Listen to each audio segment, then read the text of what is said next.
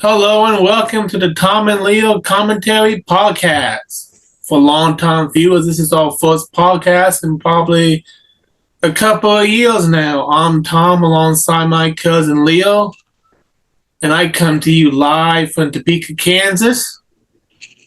And I will let him disclose where he is if he wants to. We got a lot to talk about today. I don't know if we're going to be able to talk about it all, but some big stuff happening. So right out of the gate, we got the live-action Legend of Zelda movie. Some images have been released of Link and Princess Zelda. It looks like Link has the classic green tunic minus the hat, and Zelda has a more Breath of the Wild-inspired outfit.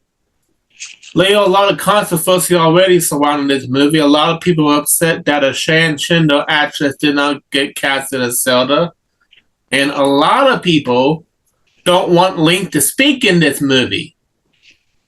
So, being a long-time Zelda fan, I'm just curious, what are your thoughts on the movie and what are your hopes for it to accomplish? That's a good question with my normally dismal opinion of live action versions of things. To be honest, I think the fans are being fools in one regard. That Link should be speaking in this movie because, as a movie, you've got two main senses to work with to convey the story, and that is sight and sound. Cutting one off entirely just seems like a bad move. Yeah, I've been saying for a couple of weeks now, I think Zelda fans are their own worst enemy in a lot of ways. I mean, Zelda was made the way it was because it literally came out in like the 1980s when the technology we have now just wasn't around yet. He was a silent protagonist because they couldn't do voice acting yet. And just when they announced voice acting in Breath of the Wild, a lot of fans got upset. I honestly don't understand why it would be a problem. I personally enjoyed finally being able to hear people in a Zelda game. Yeah, like Nintendo always been kind of stuck in the past. I mean, it's because no, when you think about it, Link has had a voice actor since Ocarina of Time. He just only did grunts and hiya.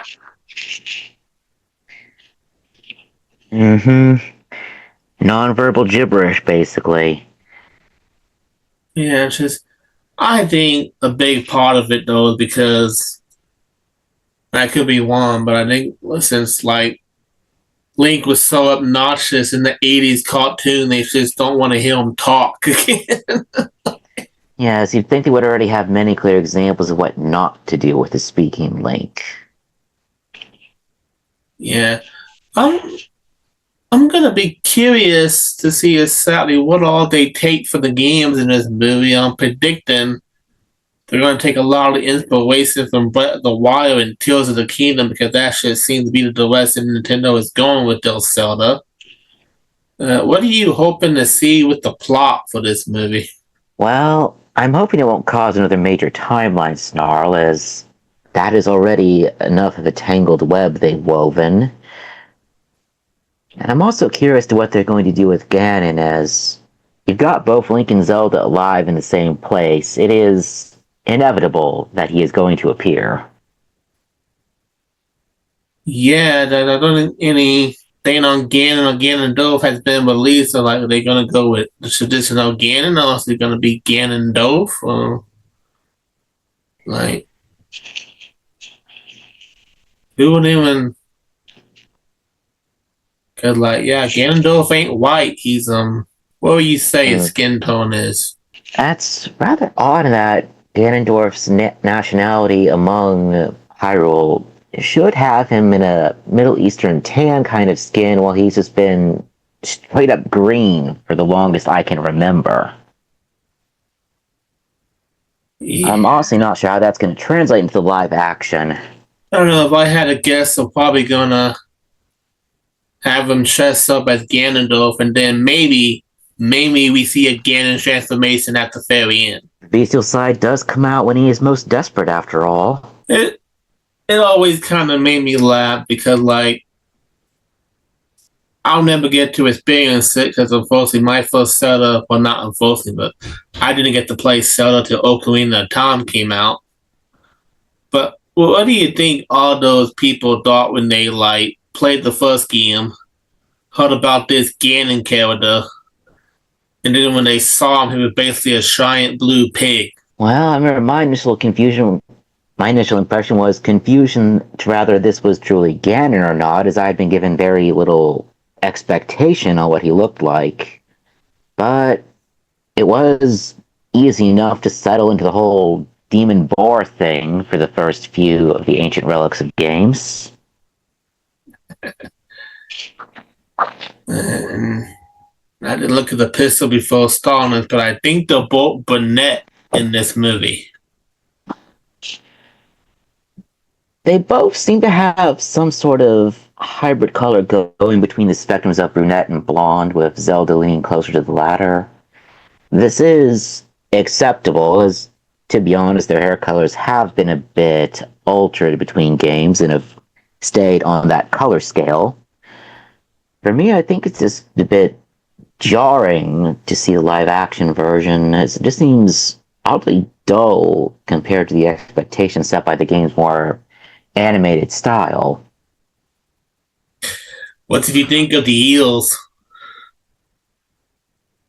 I think they've managed a blend of practicality and having the actual elven ears going. Yeah, well, I'm excited for the movie, honestly. Seeing Mario and Sonic the Hedgehog do so well, and that gaming movies are kind of getting slowly better with each new installment. I have high expectations for this movie.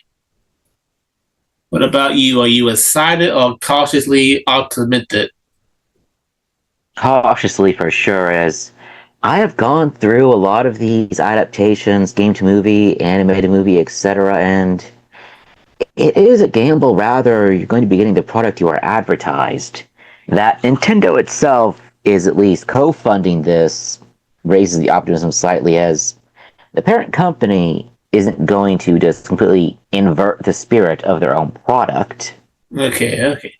So moving on to the next topic, another Nintendo movie coming out in April of next year was the Super Mario Galaxy movie. A little surprised that they jumped straight to the Galaxy game for inspiration, as given the last movie in it with a Yoshi feel, I thought the next stage would have been a Super Mario World movie. But going off the shelter, it looks awesome now. I really like the first animated Mario movie, though it took us 30 years to get there. And have you seen the trailer for the Galaxy movie? I have indeed seen the trailer, and like you, I am surprised they have jumped so far ahead in the series timeline. Yeah. Well, you like because I remember a long time ago we talked about the casting in this movie. Did you ever get to see the first one that came out? No, I ended up never getting around to that. But don't hold back about the first one on my account. I do not mind any incidental spoilers. So you're probably not familiar with her. I believe Brie Larson, who plays Captain Marvel, is voicing the what's the name of the Galaxy Princess? Rosalina. Rosalina, yeah. She looks badass, man. Like she's kicking ass in that show. I immediately fell in love right then and there. She did, by all accounts, casually decimate what looked like it would have been a boss monster for Mario. I'm just a little concerned some people might hate on the movie because, and I haven't really been following it, but a lot of people are negative about her performance in Captain Marvel and just the actions as a whole. Really don't know why, but people are people. But I'm definitely going to see it in theaters if I have the money by then. In April, it's one of my 2026 movies I'm really looking forward to. As for me, I'm mostly actor blind, so this drama is a bit of a surprise. On one hand, with Captain Marvel's presentation souring in her later movie, I can kind of see where they are coming from. Took a sharp turn to the whole girl boss angle and did not stick the landing, if I remember correctly. Yeah. Okay, so for our third topic, and this was a shock to me because I never thought they would actually do it. For those who don't know, Capcom has recently came out with a new Mega Man video game. This is not a re-release. This is not a remake. It's not a reboot. It's a continuation. And even though it's like 3D dimension, it's gonna be a classic 2D side scroller by the look of it. And we may even been given a hint that Proto Man is going to return. Now, Leo, I know you had Mega Man X at least. Were you a big Mega Man kid growing up? What was a bit touch and go is back then, I was not the most coherent about getting a hold of targeted video games, but I have some experience with both the classic, like, age-old PC Mega Man and some of the Mega Man X series. The new one appears to be a hybrid of the two by my reckoning. Yeah, I had a very unique experience with Mega Man. I think I saw the old anime first, and then I had like the Windows DOS games that hardly anybody ever talks about, which might have been actually 10 times harder than the NES game because I couldn't even beat a single level. And then I played Mega Man X at your house one day. It was probably the first time I even played a Super Nintendo. And then there was Mega Man Legends, which was interesting. A sham I managed to rent that one instead of acquire it for permanent ownership. But yeah, how long has it been since the last new Mega Man game? Like 7 to 9 years? I'm afraid that's a mystery to me. I cannot place when the last one, wasn't it Mega Man 11 premiered? I know it's been a while and people pretty much gave up hope that Capcom was ever going to make another one, but yeah, here we are. I think it's going to be out on PS5 and Switch 2. So I may have to get it when it comes out and just. Like, I recently played the very first Mega Man on this channel, like earlier in the year for season 4. And I really couldn't get anywhere on it, like at all. But The older generations of games were brutal in their simplicity. all right, so for our next topic, speaking of Super Nintendo, I ran a poll a few weeks back, a little console war poll between Sega Genesis and Super Nintendo. This probably warm your heart, Leah, because you was a big Nintendo kid growing up. Super Nintendo dominated Genesis in the poll, 80% to 20%. I was not expecting such a lopsided result, to be honest. You want? Because it seems every time I see that poll online, Super Nintendo always has a lead. Doesn't really matter like where is that unless it's on like a Sega heavy website or page. Super Nintendo almost always got the majority of the votes, and there's a lot of reasons for that. I did a follow-up poll asking why people voted for Super Nintendo, and some people said the RPGs, which you could probably relate to because you were a big RPG kid. The Indeed. first-party IPs like Mario, Zelda, etc., and it's just being the better hardware. So, do any of those reasons resonate to you? Well, I believe they do have a clear advantage with the IPs having a whole prior system and the occasional computer game to establish themselves before Sega came along in full force. I am unsure about the hardware specs, as that was at a time before I really processed such things. I also have to wonder if better advertising was part of it, as Nintendo was more well known whenever gaming came up casually back then. Well, I just know the Sega fan base is a smaller but very dedicated fan base. But Nintendo has more wheats, if you will, like a little like Like there were like so many channels just on YouTube just dedicated to Nintendo content. Anywho, for our next topic, Mortal Kombat is getting another movie. Mortal Kombat 2 is coming to theaters. I don't exactly have a date, but it heavily featuring Shawnee Cage, which was not in the previous installment back in Shawnee 2. I don't really know what the plot is of the movie. They're finally doing the Mortal Kombat tournament. It seemed like the original character from the first one isn't in it this time, but Shawnee Cage kind of taking more of the central role.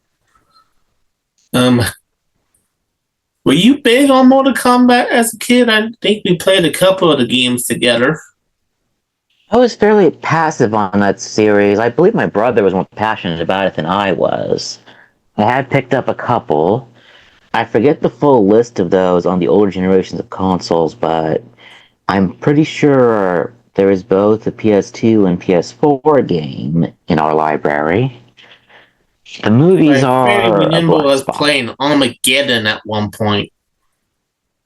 The title is familiar. I can't quite place. I think it was the PS2 era one. Yeah.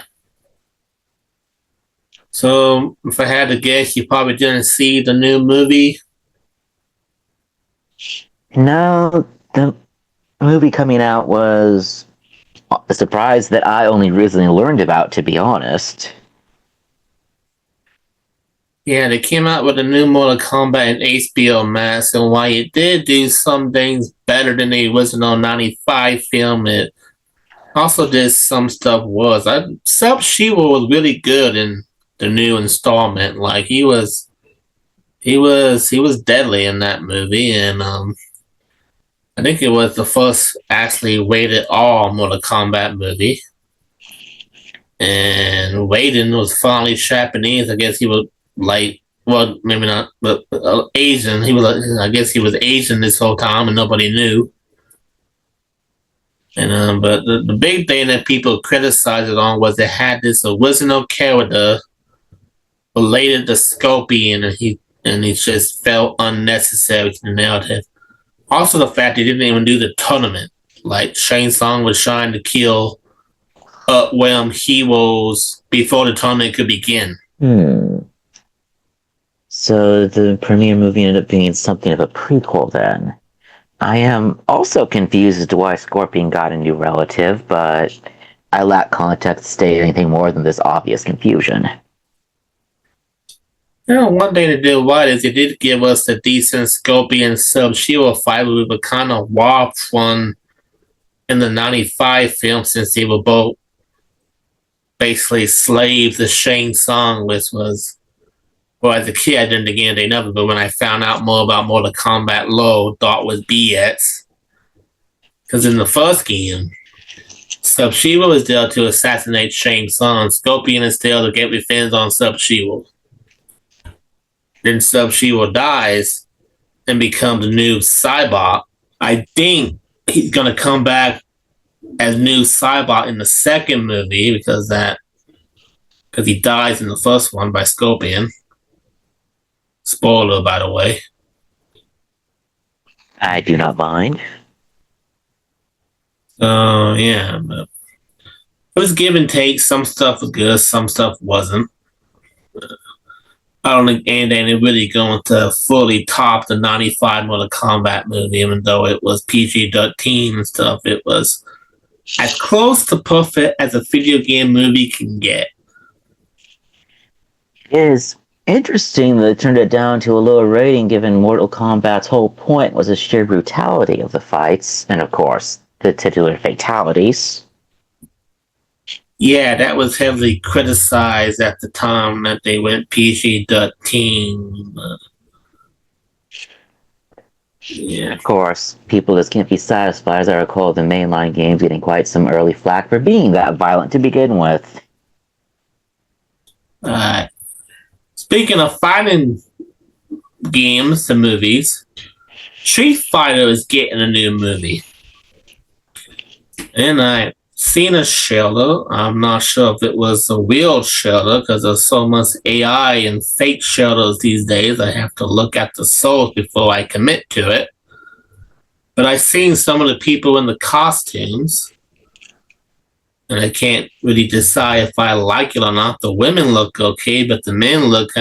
They're going for a campy, over the top vibe. I can tell, which might benefit it because the original Street Fighter movie was fairly campy. Granted, not necessarily on purpose, it just came out that way. Did you play much Street Fighter back in the day? I think I may have played the second one, and I partly didn't remember a prior movie. Though that is far back in the sands of time, so I'm not sure if this is the one that's actually getting a sequel. My brother was the one more into this than I was, as I am fairly sure he has a PS4 game of the series around that I did not touch. Yeah, I played a lot of 2 as well. My brother had the special champion edition for Genesis, and we played that. And, I played a lot of it, and it was a lot of fun. Of course, as a kid, I always used Sega, which is the cage fighter in the mats. And as an adult, I mostly use Chun-Li now. Granted, much as I like Street Fighter, I haven't played too many Street Fighter games. I played Special Champion Edition, and I've played Street Fighter Alpha 3.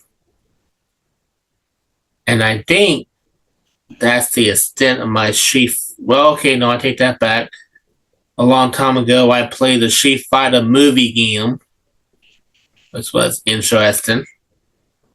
That it merely exists is an eyebrow raiser. Yeah.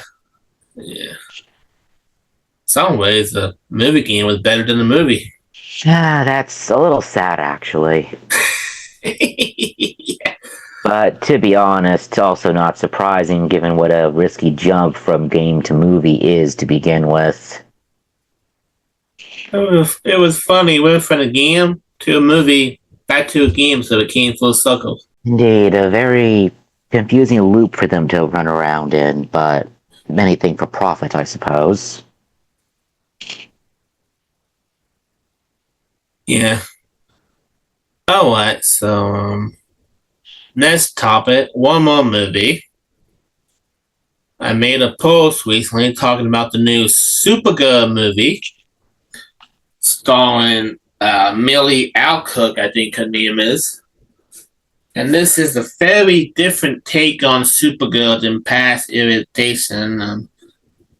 She's basically a party girl, and she goes to where some planets to get shrunk, and she has Crypto with her, and she's like a more reluctant superhero this time around. Now, I actually like the new take. It's fresh, it's different, and I think it's concealed in a lot of trauma and maybe even some survivor guilt because, unlike Superman, she's old enough to remember her planet dying and the people she had relationships with, and I think that really messed up her psyche, and that the shrinking in the party and all those negative ways to cope with that.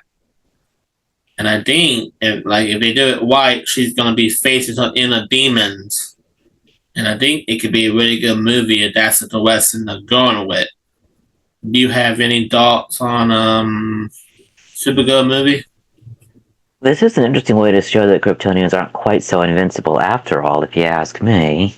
And of course, I believe they mostly just dodged the bullet with the whole trauma, the loss of Krypton in most iterations of Superman.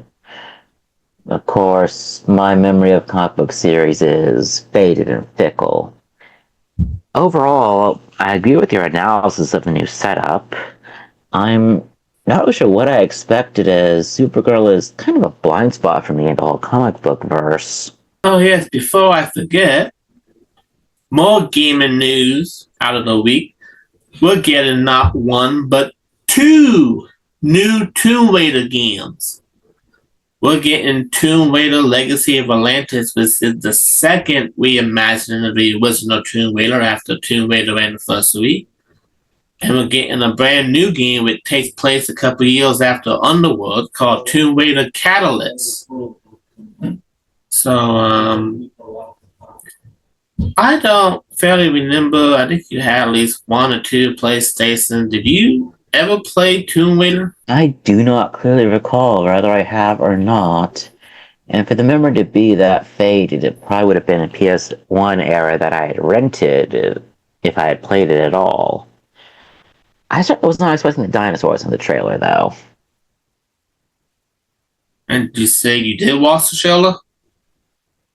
I had watched both trailers. That is about all the research I managed to find time for, unfortunately. Okay, I just got to notice we got 10 minutes left here, so we'll have to wrap this up soon. But what did you think of the Tomb Raider trailers? Well, with how faded my memory is, it was practically a reintroduction to the series, and I had no problem with that. It appears to mostly set up who Laura is and what she's about, and that apparently she's going to be fighting dinosaurs in Legacy of Atlantis, which, again, from such a grounded-seeming series, was a real curveball to me. The Catalyst trailer, well, I have less detailed thoughts about that, as generic gunfight is generic. The landscape rearranging was quite an eyebrow raiser, and I'm starting to wonder if I thought that Tomb Raider is more grounded than it actually is. And back to you, Tom. Well, it's been a long time coming because ever since the Survivor Trilogy happened, a lot of people have wanted the classic Lara Croft back, and it looked like we're finally getting that. I haven't seen a complaint, but I've seen a lot of videos claiming that people are upset that she don't look realistic or she's too attractive or all that nonsense, but that's just neither here nor there. I think it's a modernized but classic Lola. She got the outfit, she got the dual gun, which I was happy about. That alone sold me on the games. She doing backflips and shooting dinosaurs, so what more could you ask for your Tomb Raider? A very good question that I am sadly under-equipped to answer. Alright, so I think we got some good time on this. So we're gonna wrap this up. Thank you for watching the Tom and Leo Commentary Podcast. I'll be releasing mini episodes of this podcast in future weeks, so if you just want to see one segment and not have to watch the whole thing. And it's a lazy but creative way to get more videos out. So we plan to do this podcast at least once a month, one full episode, and then mini parts after that. So thank you for joining us. We will see you next time. Leo, you have anything more you want to say? No, you wrapped this up rather elegantly. All right. If you enjoyed this video, don't forget to hit thumbs up and subscribe for more videos. And we'll see you next time.